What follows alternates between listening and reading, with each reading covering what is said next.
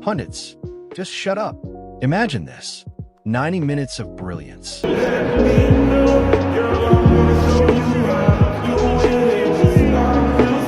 perfect cross. It's Carvajal's cross! Thunderous header. Stadium erupts. But before the echo of the crowd even fades, a pundit on television smirks and says, he just got lucky. Welcome to football punditry, the modern circus where opinions scream louder than facts, where analysis isn't about insight anymore. It's about bias dressed up in fancy words. And in this video, we're calling it out. Because honestly, some of these pundits need to shut up. Before we dive in, make sure you hit that subscribe button and turn on notifications. Not just to support the channel, but to join a community that actually speaks football without filters, bias, or fake pundit drama. Now let's talk about why some of these so-called analysts really need to shut up. See, once upon a time, pundits were teachers of the game. You'd listen to them break down tactics, spacing, formation changes, and you'd actually learn something. Dembele, as you can see here, your right back makes a run.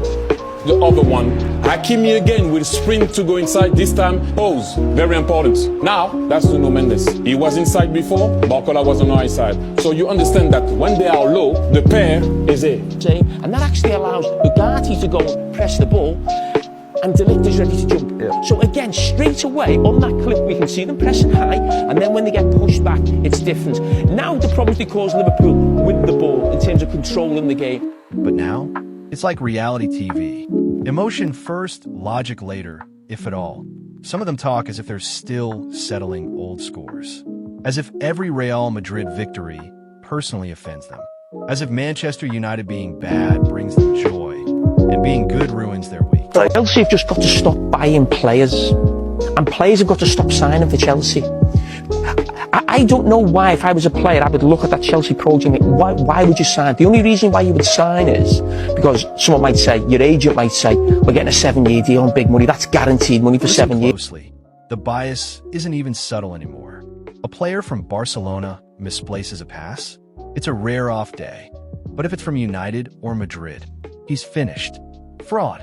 Overrated. They call themselves analysts, but half the time they sound like bitter exes who can't move on. You can almost feel it, the jealousy, the envy, the allegiance that blinds them. It's not football talk, it's tribal warfare in suits and microphones. And it's ruining the joy of the game. And here's the irony that makes it even harder to swallow. Most of these pundits weren't even great players themselves. Some never kicked a ball professionally, yet they sit there dissecting world-class athletes like surgeons of the game.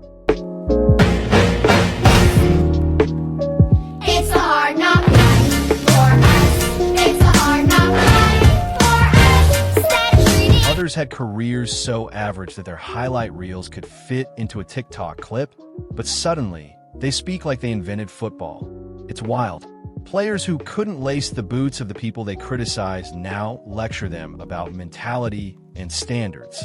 Imagine a backup singer mocking Beyoncé for missing a note. That's what it feels like. There's a kind of bitterness that comes from unfulfilled careers, and you can hear it in every he's overrated or he doesn't have the hunger. These guys aren't analyzing, they're projecting. There's a clip making rounds, remember? A Real Madrid midfielder delivers a masterclass, dictating tempo like a composer conducting an orchestra. Everyone watching knows they're witnessing genius. But the pundit says he's only good because of who's around him. Really?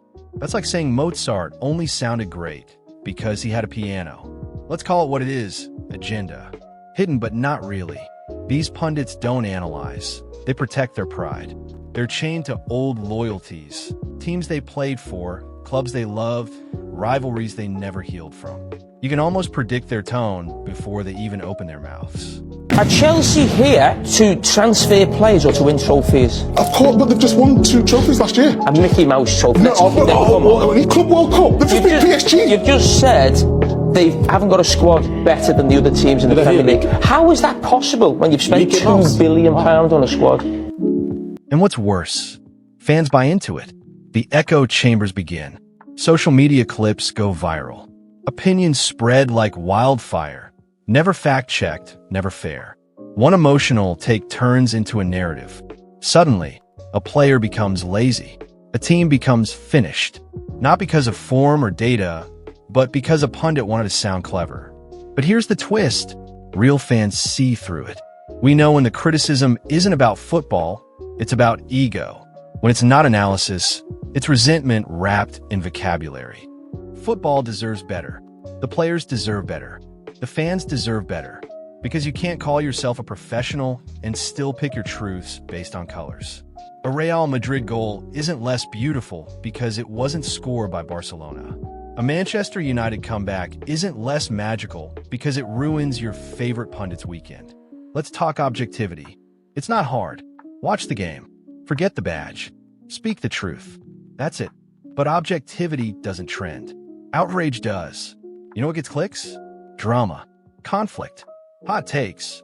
So instead of explaining why a tactical shift worked, they'll scream that a player doesn't care anymore. Instead of crediting a defense for discipline, they'll say the striker bottled it. And when you confront them, they hide behind the phrase, "It's just my opinion." No, it's not just your opinion when millions believe it. You're shaping minds. You're painting reputations. Words carry weight. Maybe that's the problem. Some of these pundits have forgotten the weight of their words. They talk not to enlighten, but to entertain. They've swapped integrity for internet engagement. Peak moment? Picture this. A Champions League night. Real Madrid win again. You can almost hear the bitterness through the screens. Instead of praising the tactics, the resilience, the mentality, one pundit says they were lucky. Another smirks, "I still don't rate them." And at that moment, the mask slips. You realize they don't hate the team. They hate being wrong. It's envy disguised as expertise. Let's talk about the double standards, the part of punditry that smells like hypocrisy dressed in analysis. When Vinicius Jr. shows emotion after being hacked all game, suddenly he's a crybaby, a troublemaker, bad for the sport. Vinicius Jr. has got to be the biggest crybaby ever in the history of football. You guys know my opinion about Jude Bellingham, but one thing I respect about him is he puts in the hard work. He never complains, he just puts his head down and works hard. But this guy right here, there's 90 minutes in a football match. He spends 89 minutes and 59 seconds just on the pitch crying like a baby. But when Lamine Yamal loses his temper or gets reckless, they say, "He's only 18, we must protect him." How do you protect him when he's so good? He's good enough to play for any team in world football. That's how I think he's a superstar, including his country as well. So, I mean, he's a superstar.